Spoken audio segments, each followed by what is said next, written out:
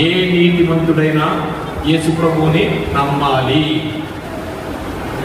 అది సర్వోన్నతుడైన దేవుని యొక్క ఆజ్ఞ. ఎందుకంటే ఆయన అండర్లో యాగం జరిపించాడు. ఇప్పుడు సుమియోను కూడా ఒక నీతిమంతుడు దొరికాడు మనకి. అంటే లూకాసు వార్త 23వ అధ్యాయము, లూకాసు వార్త 23వ అధ్యాయము 50 వచ్చిన. Very good. హరిమతయ అను యూదుల పట్టణపు సభ్యుడైన యేసేపు అను ఒకడుండెను. ఎవరంటే అతను? చాలా మంది దొరుకుతున్నారు కదా. ఆ నీతిమంతుడైన యుద్ధి చాలండి. మరో నీతిమంతుడు మనకి దొరకడం జరిగింది. ఇప్పుడు మనకి ఎంతమంది దొరికారండి? ఏబేలు గారు, జకరియా గారు, యేసేపు గారు.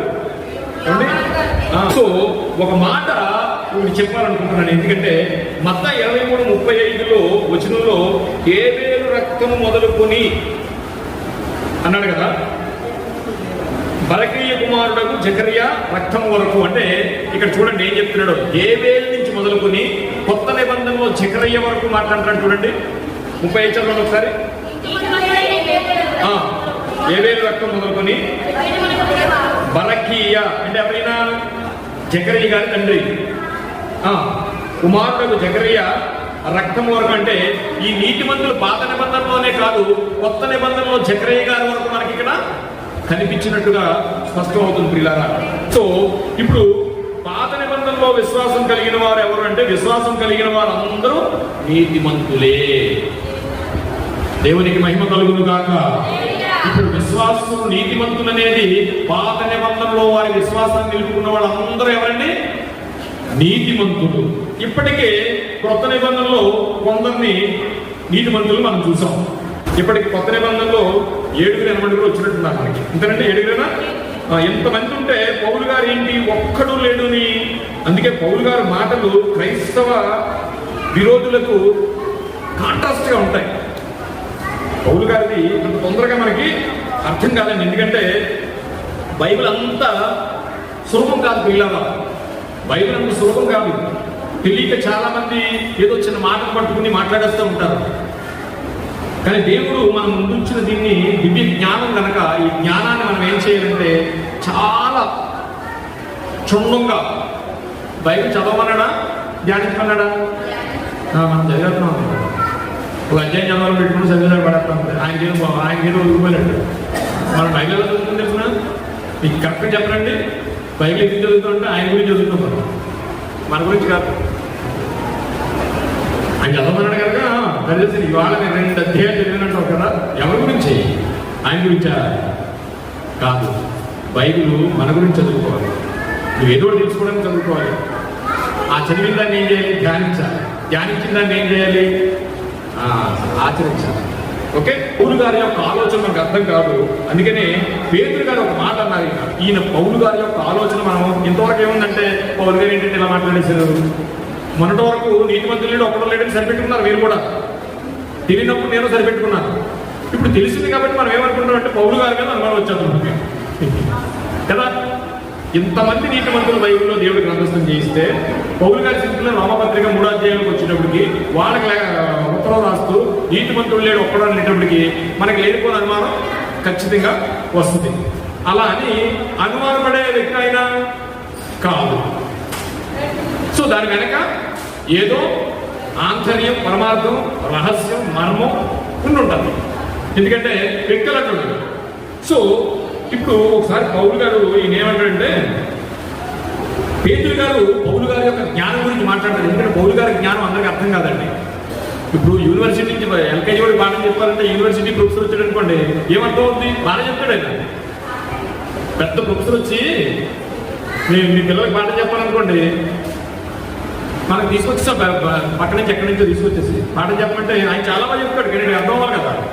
సో పౌలు గారు కూడా ఏంటంటే ఆయన యొక్క భాషా శైలి కానీ, ఆయన ఆలోచన సరళి కానీ అందరికీ అర్థం కాదండి. బాగా డెప్త్ అనమాట. సో దేవుడి కృపను బట్టి మనం ఆయన డెప్త్లోకి వెళదాం, ఖచ్చితంగా వెళదాం.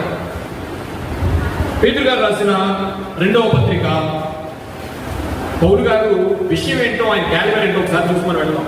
పౌలు గారి మీద మనకి ఒక అనుమానం ఒకటి వచ్చింది. ఎంత ఇంతమంది ఉంటుంటే ఎందుకు అనేసాడు? ఒకవేళ ఎందుకు అనేసాడు తెలియకుండా అన్నాడంటే తెలియకుండా అనేవాడు కాదు. ఎందుకంటే ఆయన జ్ఞానం మామూలు జ్ఞానం కాదు.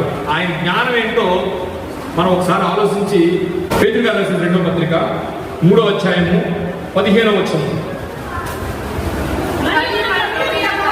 మరియు మన ప్రభు యొక్క దీర్ఘశాంతము రక్షణార్థమైనదని ఎంచుకునుడి.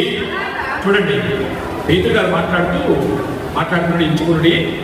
అలాగూ మన ప్రియ సహోదరుడైన పౌలు కూడా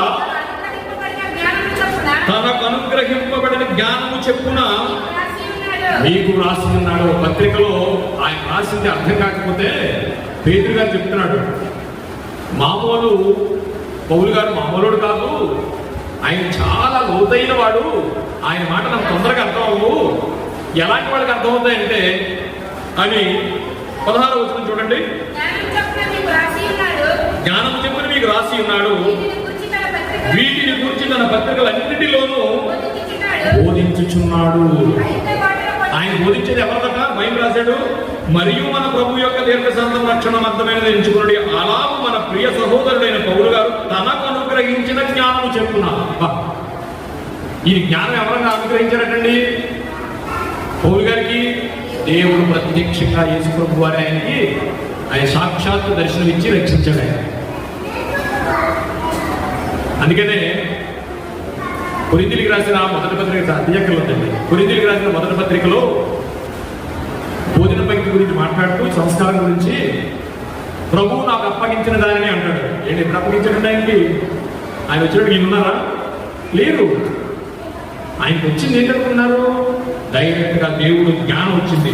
చూడండి, పౌలు కూడా తనకు అనుగ్రహింపబడిన జ్ఞానము చెప్పున నీకు రాసి ఉన్నాడు. ఆయన రాతలు అందరికీ అర్థం కావండి. సో ఆయన క్యాలిబర్ గురించి చెప్తాడు, వీటిని గూర్చి పత్రికలన్నిటిలోనూ బోధించుతున్నాడు. అయితే వాటిలో కొన్ని సంగతులు గ్రహించుటకు కష్టమైనవి. చూసారండి, ఆయన రాసిన వాటిలో అన్ని పత్రికలు ఉన్నట్ట మనకు అర్థం కావాలి. కొన్ని పత్రికలు కష్టమైనవి, వీటిని విద్యావిహీనులను అస్థిరులైన వారు. విద్యావిహీనులు అంటే చదువు రాని వారని అనుకోకండి. బైబిల్ చదివే వాళ్ళే, జ్ఞానించేవాళ్ళు కాదు. అంటే బైబిల్ చదువు రాకపోయినా బైబిల్ అన్వయించుకున్న వాళ్ళు ఎంతో మంది ఉన్నారండి. బైబిల్ చదవడం రాదు, చదివే రాదు, కానీ బైబిల్ అన్వయించుకున్నవాడు ఉన్నారు, దేవుని యొక్క ఉద్దేశం తెలుసుకున్నవాడు ఉన్నారు. అందుకని అస్థిరులైన వారికి నిన్నట. అస్థిరులు అంటే ఏదో వస్తాం వెళ్తాం చూస్తాం ఏం చెప్పారు అనుకుంటాం. ఒక స్థిరత్వం ఉండదు మనకి, ఒక స్థిరత్వం ఉండదు. అలాంటి స్థిరత్వం లేని వాళ్ళకి కూడా ఏంటట అర్థం కాదట. చెప్పండి, జ్ఞానం చొప్పున మీకు రాసి ఉన్నాడు. ఏం రాశాడంటే పత్రికలు 14 రాశాడు. వీటిని గురించి తన పత్రికల్లోనూ బోధించుచున్నాడు. అయితే వాటిలో కొన్ని సంగతులు గ్రహించుటకు కష్టము. సో పౌలు గారికి లేఖనాలు అర్థం చేసుకోవాలి అంటే ఆ కాలంలో కానీ ఈ కాలంలో కానీ ఎవరికైనా పౌలు గారి యొక్క సంగతులను, పౌలు గారి యొక్క లేఖనాలు మనం అర్థం చేసుకోవాలంటే అపార్థం చేసుకోవడానికి ఎక్కువ ఉంటాయండి. అర్థం తర్వాత విషయం, అపార్థం చేసుకోవడానికి ఎక్కువ ఉంటాయి. ఇదే ప్రపంచాన్ని ఈ ఒక్క మాట, నీతిమంతుడు లేడు ఒక్కడును లేడు, ఈ మాట ప్రపంచాన్ని కుదిపేస్తుంది. ఎలాగా? ఆదికాండంలోనేమో మత్తయి గారు ఆదికాండంలో జరిగిన విషయాన్ని మత్తయి గారు మొట్టమొదటి పత్రికలో హేబేలు నీతిమంతుడు అని రాశాడు. హెబ్రీలో కూడా నీతిమంతుల జాబితాలో ఉన్నాడు. అదే పత్రికను రాసిన హెబ్రీ పత్రిక ఎవరు రాశారు? పౌలు గారు రాశారు.